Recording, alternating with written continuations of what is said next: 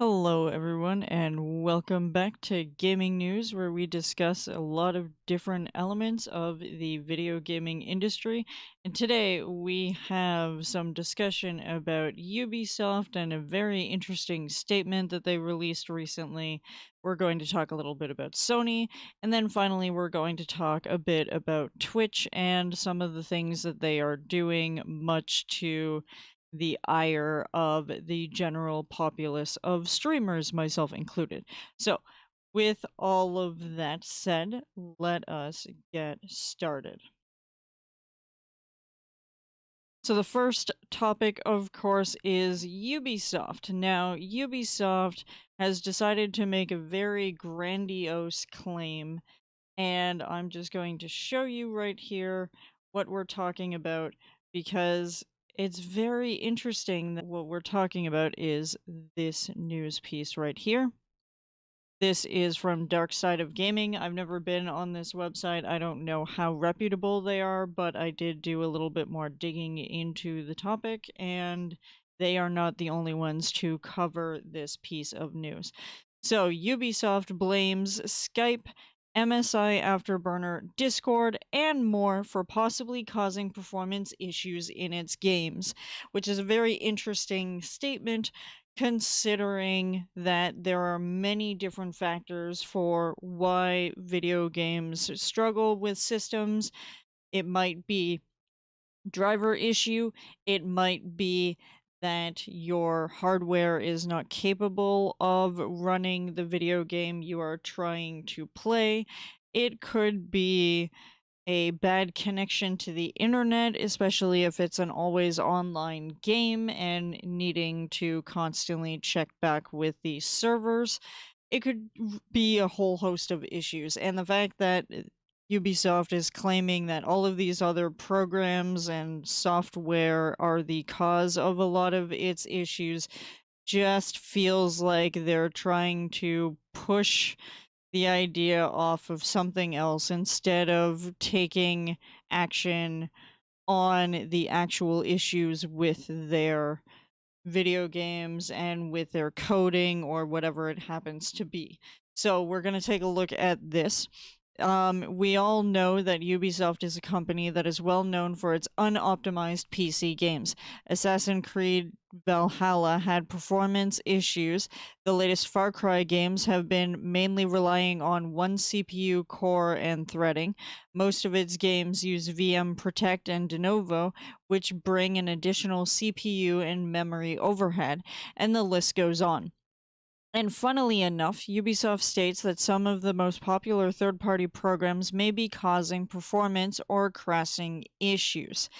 So obviously, they are looking at various things. Ubisoft decided to share a list of software programs that could lead to issues with their video games. And the article goes on to state that, in short, Ubisoft is blaming all of the third party programs that PC users currently use. Instead of trying to fix these compatibility issues, Ubisoft suggests disabling these programs. That is kind of ridiculous, in my opinion, but let us move on. Ubisoft should also identify and fix the stuttering or performance issues of its games. For instance, Assassin's Creed Origins had fewer stuttering issues in its de novo free version. Far Cry 6 also had stuttering issues on both PC and consoles when loading new areas. Watchdog Legion also initially had CPU related issues, though a post launch update improved things. These are not the result of third-party programs running in the background, unless we list their DRMs, which Ubisoft has cleverly avoided mentioning. So, obviously, there is some kind of greater issue with the programming of some of these video games, and they're not owning up to the issue. Now, the interesting thing here is that I found another article about the same issue on Game Rant, which is a website we have visited before. And in here, they state the DRM software is often the source of issues for many gamers, with some studios now removing it entirely. Despite this, Ubisoft thinks that performance issues in video games does not come from its DRM, but from other software running in the background.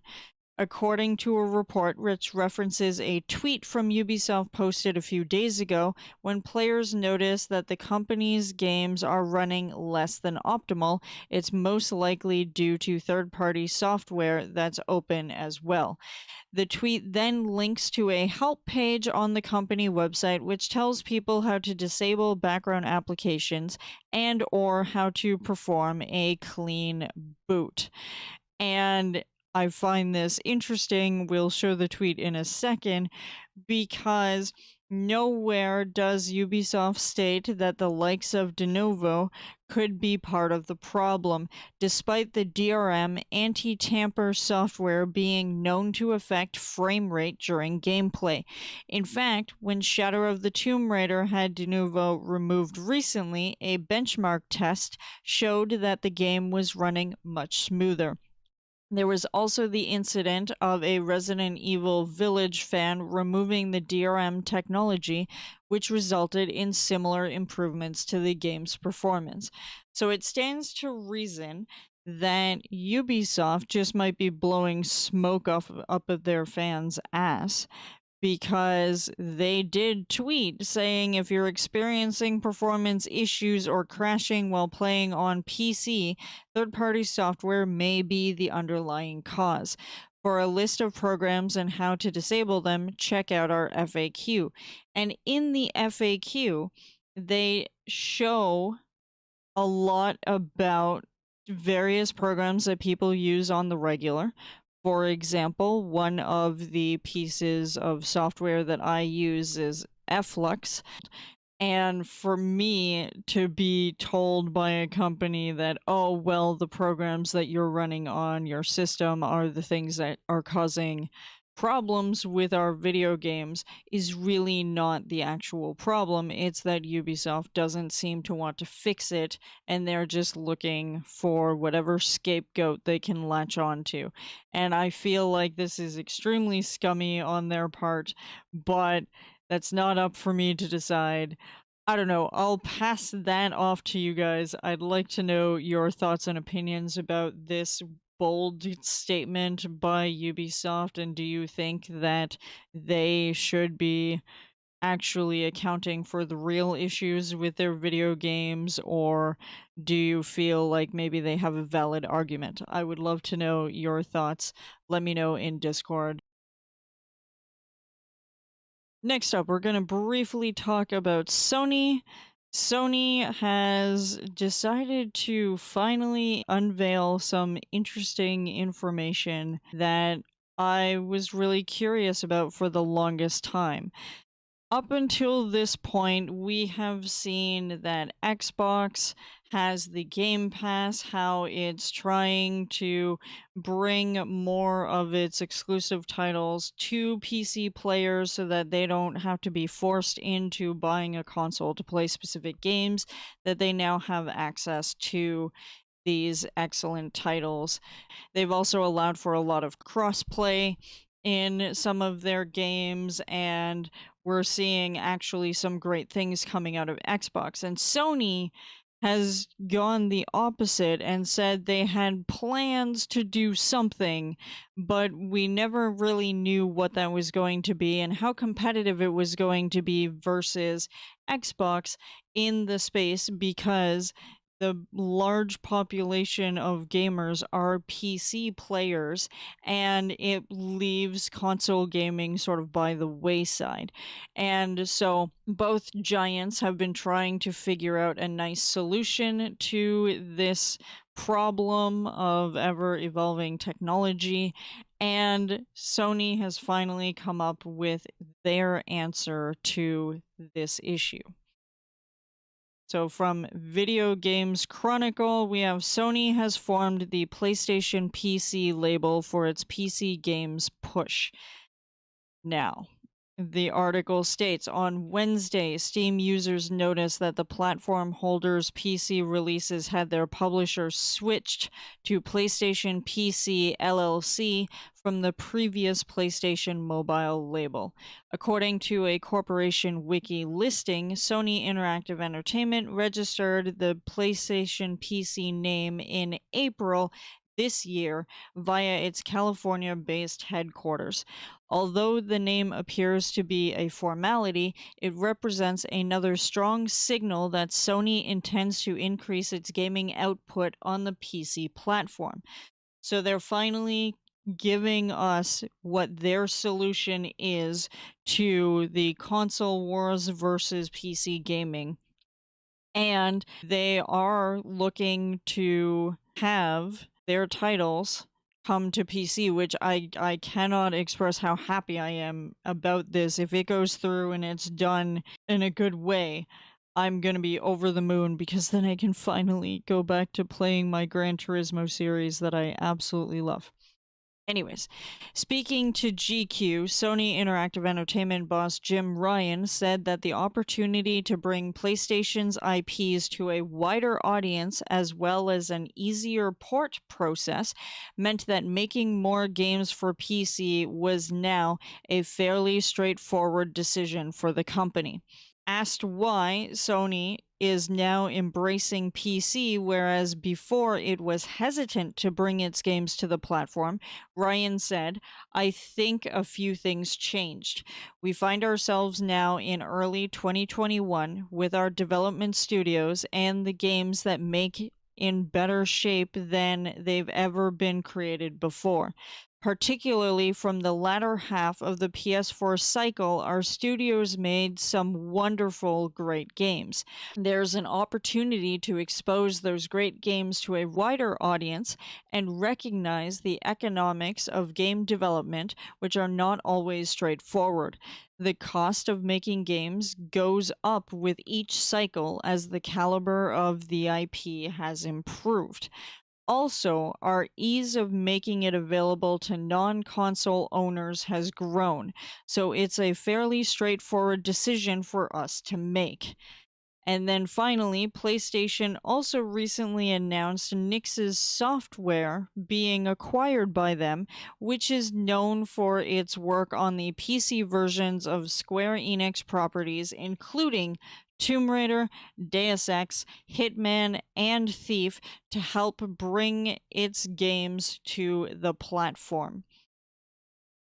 Like I previously stated, if Sony is actually bringing their games forward to PC, I'm going to be over the moon because there's a lot of plug and play options to have controllers, and the technology with PC gaming is for the most part easier and cheaper to get and to keep up with the technological restraints as opposed to every couple of years launching a new console that its technology is going to be outdated very quickly.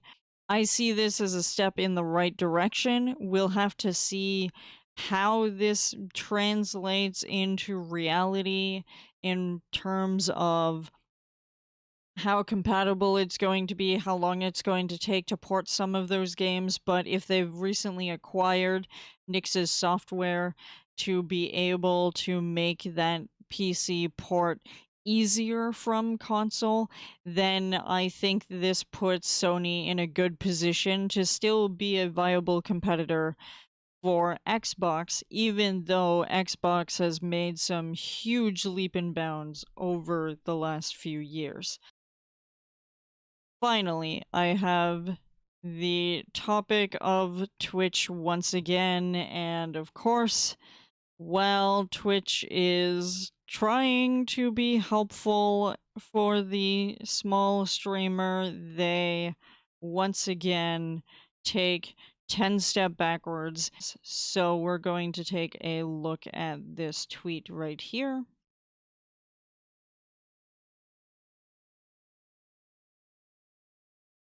And this, of course, is Zach Busey, who keeps up on all kinds of Twitch news.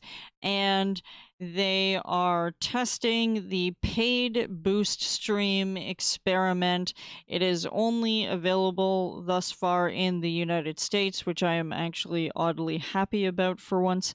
And the maximum amount of money you can spend to boost your favorite content creators is $500.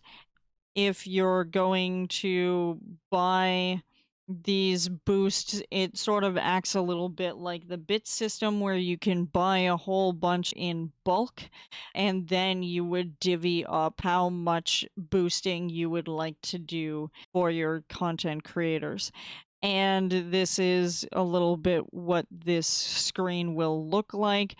And I have also read about the fact that there is still an ongoing test of the channel points boost feature as well, which I am more on board with, because the reality here is, even though it looks like Twitch is trying to help out their streamer base, they're actually not doing anything except covering their bottom line, because none of that revenue goes to the streamer you're boosting. So all it does is buys you some extra promotion on the main page or the recommended channels or whatever system it is they have set up. And apparently there's a lot of information to go alongside this. So Zach Busey streams to Twitch, and if you want more information about the details of what he has uncovered about the boost system, go check out his stream or keep an eye out on the threads he puts out on Twitter. And with that, thank you very much for being here, for being part of Patreon. I appreciate all of the support. We covered the ridiculous statements from Ubisoft. We covered information about Sony finally porting some of their games to PC. And then, of course, we talked about Twitch and the new boost system for the bits of information that I do have about it. But I will keep an eye out for more regarding that subject. And with that, you guys have been fantastic. Please don't forget to vote in the poll, either in Discord or directly attached to Patreon. I'd love to know what types of content you would like to see more of, and I will see you in the next video. Goodbye.